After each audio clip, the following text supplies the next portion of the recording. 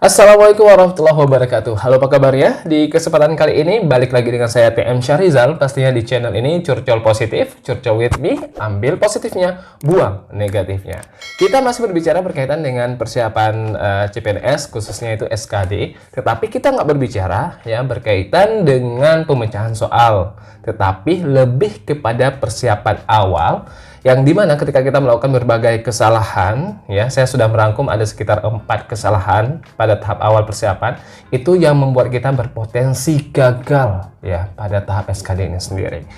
Apa saja kesalahan yang kemungkinan akan kita lakukan ya pada persiapan untuk menghadapi SKD? Ya, tetap di sini dan simak, jangan pernah skip, nanti akan terjadi miskomunikasi antara kamu dan aku. Tetap di Curcol Positif.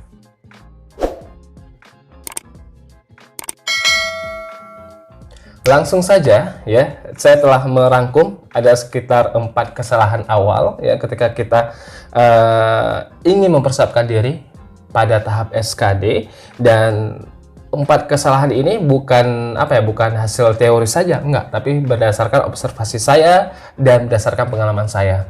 Karena apa? Saya mengikuti tes CPNS itu ada 3 kali ya. Itu pada tahun, kalau tidak salah saya pada tahun 2016, 17 dan 18. Nah, alhamdulillah ketika pada tahun 2018 saya lulus menjadi salah satu ASN di Indonesia Raya. Yang pertama ya, kesalahan yang berpotensi akan kita lakukan ketika kita melakukan SKD itu adalah menganggap remeh materi yang akan diujikan di SKD. Kita tahu sendiri ada TWK, wawasan kebangsaan, ada TIU ya, dan juga ada kepribadian. Dan paling sering ya orang meremehkan itu pada materi yang terangkum pada TKP, kepribadian. Karena apa? Ada anggapan itu kan mudah, tinggal membaca ya apa yang menurut kita sesuai maka kita akan jawab. Apalagi sistem TKP ini sendiri tidak ada kata salah ketika kita menjawab. Hanya ada poin nilai antara dari 1 sampai dengan 5. Jadi banyak orang menganggap remeh. Tetap belajar walaupun kita anggap mudah, tetap kita pelajari semaksimal mungkin karena kita nggak tahu bentuk soal yang akan diujikan pada saat SKD itu sendiri ya. Jadi buang jauh-jauh yang namanya kata meremehkan itu sendiri. Yang kedua, ini berkaitan dengan waktu belajar. Khususnya ya bagi kita mungkin sekarang masih ada ikatan kerja ya, baik itu di instansi swasta maupun negeri.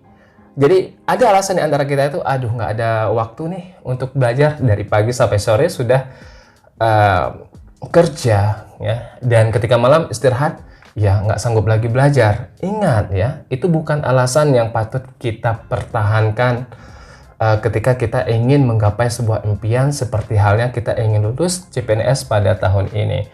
Sebenarnya plot waktu ada tidaknya untuk kita belajar itu bukan tersedia dengan sendirian, enggak ya. Tetapi lebih kepada bagaimana cara kita memplotkan waktu itu sendiri agar kita bisa belajar. Contohnya saya pribadi ya, saya ingin sharing pengalaman. Saya pada saat ikut tes CPNS pada tahun 2018 terikat kontrak ya sebagai tenaga kontrak di salah satu instansi yang ada di Banda Aceh, di kantoran dari pagi sampai jam 8 sampai jam 5 sore. Kapan saya belajar coba kalau memang saya nggak plotkan?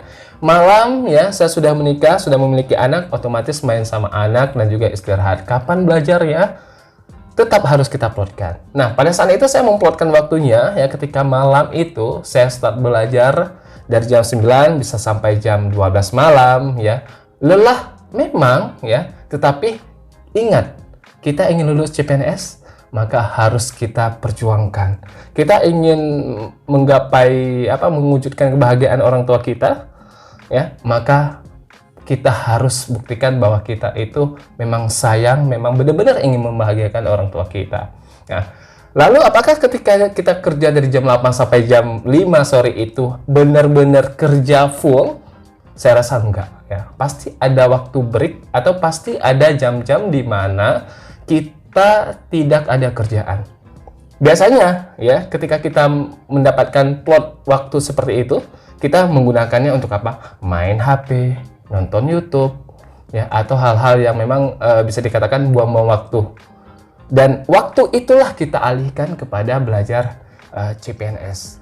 Yang ketiga, ya, dan ini alasan atau kesalahan yang memang begitu banyak di antara kita lakukan. Apa itu? Menganggap diri kita itu tidak mampu menguasai materi. Dan hey, ya, halo, silahkan bangun dari tidurmu. Mampu tidaknya kita menguasai materi itu tergantung bagaimana kita memaksimalkan kesempatan, ya, bagaimana kita mencari cara agar kita bisa menguasai materi yang akan diujikan. Dan banyak di antara kita, mungkin di antaranya ada salah satu di antara kalian, ya, bahkan saya sendiri juga pada saat saya ikuti tes CPNS itu, ya, saya merasa tidak mampu pada materi-materi TIO. Kenapa? Ada matematik di sana. Kalau memang kita merasa tidak mampu, ya, dan kita terus-terusan menganggap nggak mampu, ujung-ujungnya kita nggak akan belajar. Dan ini kesalahan fatal yang memang potensi besar kita akan gagal ketika kita menghadapi SKD. Tapi apa? Ketika kita nggak mampu, maka kita akan cari cara, kita akan belajar, ya, kita akan mencari partner agar kita mampu terhadap materi yang diujikan. Insya Allah kalian dari nggak mampu menjadi mampu. Walaupun nggak mampu 100%, minimal kalian telah menguasai berbagai materi, atau minimal lagi kalian ada gambaran bagaimana cara mengerjakannya. Yang keempat, ya, kesalahan awal yang menjadi, ya, atau yang berpotensi kita itu gagal di SKD, yaitu kita berpuas diri terhadap apa yang telah kita pelajari. Ingat, rasa puas itu bisa memberikan makna positif pada diri kita, bahkan efek sampingnya itu bisa berdampak negatif pada diri kita. Ya, jadi selama kita mempersiapkan SKD, selama kita belum dapat jatah untuk mengikuti SKD, ya, maka teruslah belajar, teruslah mencari bentuk-bentuk soal yang bervariasi, karena kita tidak tahu bentuk soal seperti apa yang akan diujikan untuk kita. Ya, kalau memang kita puas, habis itu kita abai, maka siap-siap potensi kegagalan itu pasti ada. Tingkat orang belajar setiap hari saja dengan maksimal mungkin, bahkan hingga maksimalnya itu 1000% misalnya, potensi gagal itu tetap ada. Apalagi kita puas diri terhadap apa yang telah kita pelajari. Oke, cukup sekian ya sharing kita di kesempatan kali ini. Saya harap kita semua, khususnya yang nonton video ini, video singkat ini, tidak melakukan kesalahan-kesalahan awal yang memberikan potensi kegagalan lebih besar pada tahap SKD yang akan kita hadapi nanti. Dan saya doakan yang terbaik ya untuk kita semua, dan mudah-mudahan kalian salah satunya yang terpilih menjadi ASN di tahun ini. Sampai jumpa di lain kesempatan. Tetap ikuti channel ini ya, karena ada hal-hal positif yang ingin saya sharing dengan kalian semua berkaitan dengan CPNS di tahun ini. Sampai jumpa. Wassalamualaikum warahmatullahi wabarakatuh.